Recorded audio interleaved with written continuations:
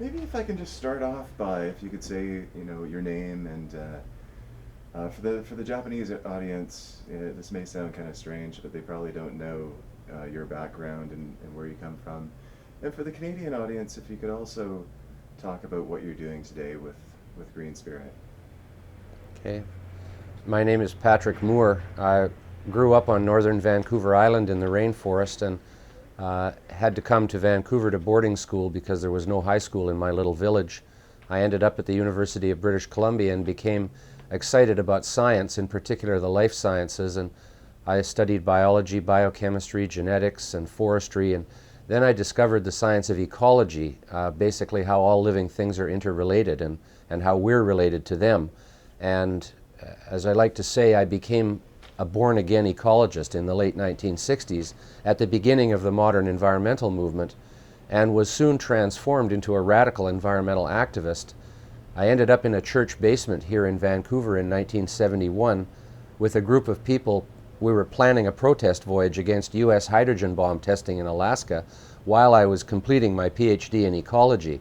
So they were exciting times and radical times. The Cold War was threatening us with nuclear annihilation. Vietnam was raging at the very peak of hostilities there. And we were pretty pessimistic about the future of the planet and the future of civilization. And this was the birth of Greenpeace. I then sailed on that first voyage across the North Pacific against U.S. hydrogen bomb testing in Alaska. And we proved that a few people could accomplish a lot if they just got up and did something. That was the last hydrogen bomb the United States ever detonated, and it was partly because we provided a focal point for media attention. Everybody else was just marching in the streets. We were out on the high seas in a boat, and it had action associated with it. And this was kind of the beginning of the style of Greenpeace campaigning. I went on to spend 15 years full-time in the top committee of Greenpeace as it went from a church basement in 71 to a group with $100 million a year coming in 1986. And we had established offices in 21 countries by then. I was one of the founders of the US organization, of the German and the UK, and other people in Europe sprung up and formed Greenpeace organizations. And by 1979, we created Greenpeace International, which I was then a director of for the next 7 years until I left in 1986. And I left for a number of reasons, one of which is because I wanted to be on the solution side rather than just always campaigning against things. I'd been against more things for 15 years and I wanted to be in favor of something. And so I moved from the politics of confrontation to the politics of trying to find consensus about what we should do instead. I mean, it's one thing to tell people to stop doing all these things, but there's 6.5 billion of us and we wake up every morning. We have real needs for food, energy, and materials every day. And those have to be satisfied. Civilization has to be supported. And so I came to realize that the real challenge is sustainability, which I define as continuing to get what we need to support our civilization, maybe even getting more stuff for the people in the poorer countries, while at the same time constantly reducing our negative environmental impacts through changes in behavior and technology. And of course, nuclear energy is a classic case. Energy underpins all of our activities. Our whole civilization requires energy of various forms. And electricity is one of the most important forms of energy we use.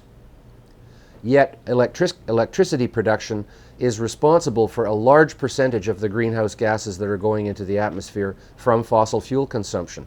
And here we have a situation where nuclear energy and hydroelectric energy as well are both capable of producing electricity at base load, like on a continuous basis, for a reasonable price, and can replace fossil fuels like coal and natural gas for that production.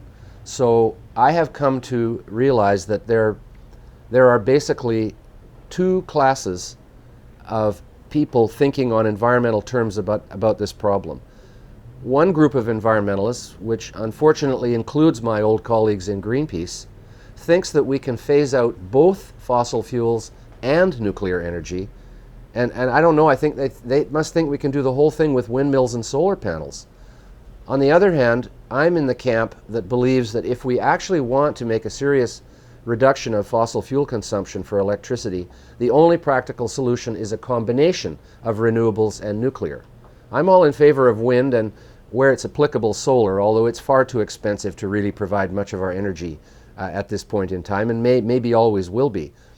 But there's no doubt that hydroelectric is a very important source of renewable energy. It actually produces about 20% of the world's electricity at this time, Canada being the leader in hydroelectric energy production in the world.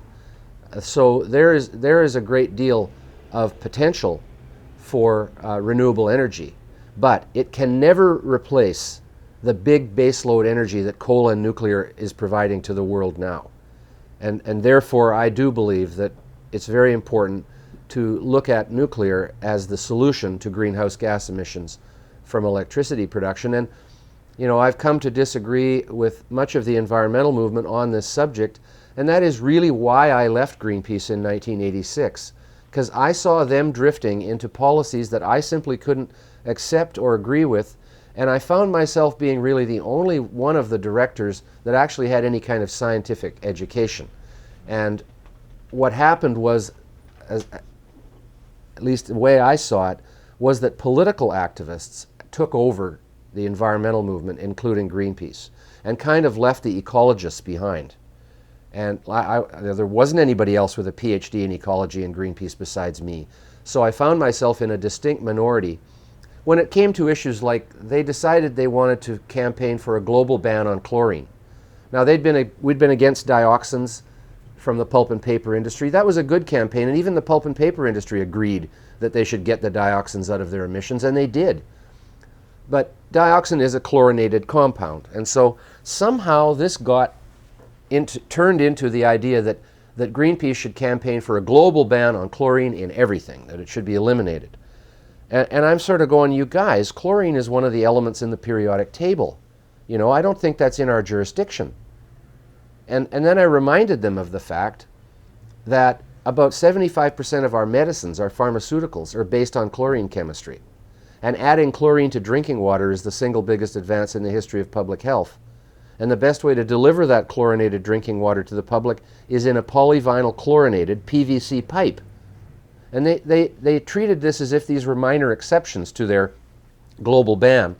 And this was indicative of where Greenpeace drifted. They drifted into extremist positions, kind of zero tolerance, like we want a global ban on all of this. Well, that doesn't make any sense to me in any kind of science or logic. And nuclear energy is the exact same thing. Even though there are 443 nuclear plants in the world providing about 16% of global electricity, they want to ban all of them. Their policy is to shut them all down. Well, then where are they going to get the electricity? You know, and then they start talking about solar panels, and my eyes glaze over, because that isn't a logical or feasible thing to do. That's great.